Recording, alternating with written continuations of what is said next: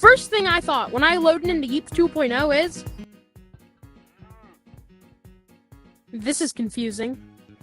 And I'm sure a lot of you thought the exact same thing. So today, my goal is to make Yeeps 2.0 a little less confusing for all of you guys.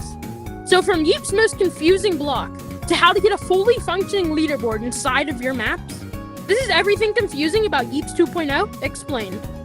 So, first up, I'm going to be teaching you time. So I'm sure most of you probably know the Yeeps now has clocks and a working daylight system. But how long actually is a day in Yeeps Hide and Seek? So 24 hours in Yeeps is actually 1 hour in real life time. Which means every hour in Yeeps is 2.5 minutes in real life time. Okay, so the second thing I'm going to be showing you also has to do with the clock.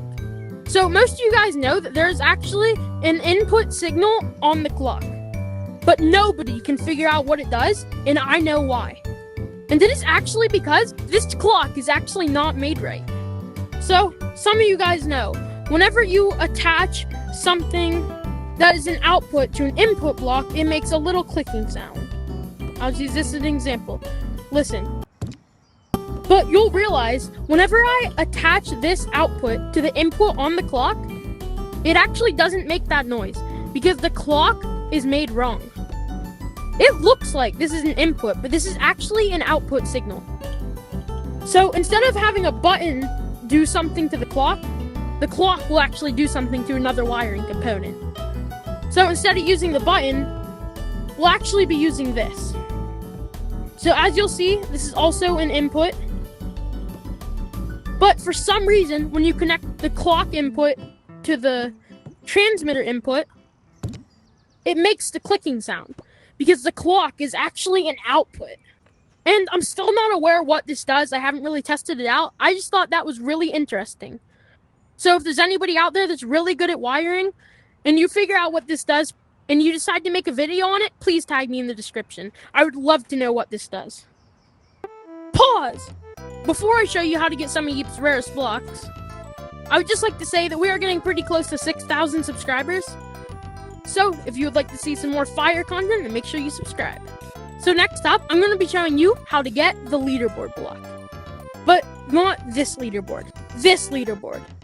As you can see, this leaderboard behind me is actually in the middle of my map. And that is because all the things that used to be stuck to the entryways when you're going through the maps are now blocks.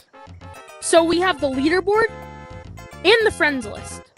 But that's not it, because I'm also going to be showing you how to get the trading stand and even half of the tech web. Now, I'm pretty sure this is called the news board, even though it has the daily challenges connected to it. But this is really weird. So, what you want to do to get these blocks is go into a private code.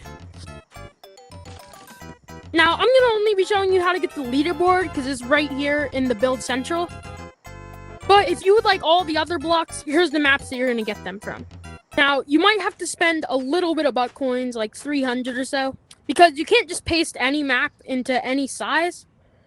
So I can't paste Build Central into the biggest map you can possibly get. So instead of a 128 by 96 by 128, I'm going to have to paste into an 80 by 80 by 80. So, here we go. But literally just grab the leaderboard. Right here will do. Now, the final thing I'm going to be teaching you, a lot of you guys might already know. But I still see some people getting confused on this every once in a while. So I thought I'd just show you. Light yellow gets you to community worlds. Orange gets you to wilds. Light blue gets you to the OG map of the week. And purple will just bring you to your private worlds. Hopefully you guys enjoyed. If you did, make sure you like and subscribe. And I will see you next time.